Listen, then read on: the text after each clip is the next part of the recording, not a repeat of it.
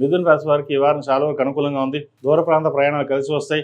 ప్రయాణంలో అనుకోని అతిథులు తారసపడడం, మీకు కావాల్సిన సహాయ సహకారాలు అందించడం ఒక శుభసూచకం అని చెప్పచ్చు. మీరు అనుకోకుండానే వారు ఎదురవడం, ఒక పనిని అది పూర్తి చేయడం జరుగుతుంది. అది నిజంగా దైవానుగ్రహం వల్లే జరిగిందని సంతోషపడతారు. అదేవిధంగా సంతానం సంబంధించిన విద్యా విషయాలు చాలా అనుకూలంగా ఉన్నాయి. వివాహ సంబంధించిన వ్యవహారాలు కూడా సానుకూలపడుతుంది. దూర బంధువులు రాక కాస్త ఆనందాన్ని కలిగిస్తుంది. ఖర్చులు అధికంగా ఉంటాయి.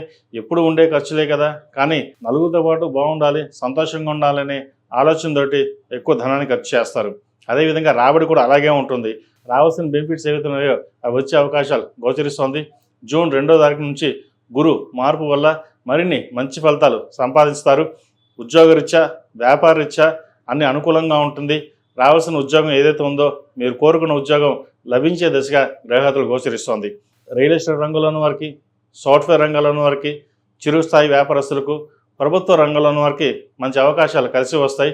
తృతీయాధిపతి అయిన రవి వ్యయంలో ఉన్నారు. రాష్ట్రీయాధిపతి, చతుర్థాధిపతి అయిన బుధుడు జన్మరాశిలో ఉన్నారు. పంచమ వ్యయాధిపతి అయిన శుక్రుడు జన్మరాశిలో ఉన్నారు. ఒక నిర్ణయం తీసుకునేటప్పుడు 10 మంది సలహాలు తీసుకుని అది ఏది కరెక్టో కాదో అది మీకు మీరుగానే తీసుకుంటారు. తద్వారా మీరు లాభపడగలుగుతారు. ఉద్యోగపరంగా, కెరియర్ పరంగా మంచి అవకాశాలు కలిసి వస్తాయి. ఈ రాశిలో మించిన విద్యార్థులకు ఈ వారం చాలా వరకు అనుకూలంగా ఉంది. కష్టానికి తగిన ప్రతిఫలం ఈ వారం లభించే దశగా గ్రహగతులు గోచరిస్తోంది. దూర ప్రాంత ప్రయాణాలు, విదేశీ వ్యవహారాలకు సంబంధించిన వ్యవహారాలు ఇప్పటి నుంచి ప్రారంభించండి. విదేశాలకు వెళ్ళే అవకాశాలు తప్పకుండా గ్రహగతులు గోచరిస్తోంది. అదేవిధంగా వైద్యోత్తులు ఉన్న వారికి, సాఫ్ట్వేర్ రంగంలో ఉన్న వారికి కాలం అనుకూలంగా ఉంది. చార్టెడ్ అకౌంట్స్, MBA, ఫినాన్స్ సెక్టర్స్లో ఉన్న వారికి మధ్యస్థ ఫలితాలు గోచరిస్తోంది. ఈ రాశిలో జన్మించిన స్త్రీలకు వృత్తి ఉద్యోగాల పరంగా సానుకూలంగా ఉంది. వ్యాపార రీత్యా చేసే వ్యాపారాలు కలిసి వస్తుంది. మంచి స్నేహితులు కలవడం, భాగస్వామ్యం అవ్వడం, తద్వారా వాళ్ళ ఇన్వెస్ట్మెంట్ మీకు చేయడం అనేది జరుగుతుంది.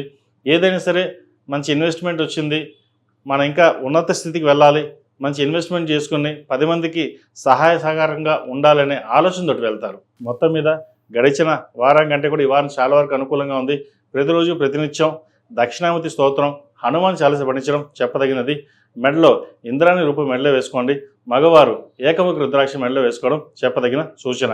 ఈ రాశిలో జన్మించిన వారు ప్రతిరోజు ప్రతినిత్యం ఓం నమః ఒత్తులతోటి, ఆరవల కుంకుమతోటి అమ్మవారిని పూజించండి. మంచి ఫలితాలు సంప్రాప్తిస్తాయి. ఈ రాశిలో జన్మించిన వారు ప్రతిరోజు ప్రతినిత్యం ఓం నమః ఒత్తులతో దీపారాధన చేయడం, ఆరవల కుంకుమతోటి అమ్మవారిని పూజించడం చెప్పదగిన సూచన. ఈ రాశిలో జన్మించిన వారికి కలిసి వచ్చే సంఖ్య 2, కలిసి వచ్చే రంగు తెలుపు. ఏదైనా పని మీద బయటికి వెళ్ళినప్పుడు గురువారం కానీ సోమవారం కానీ వెళ్ళండి.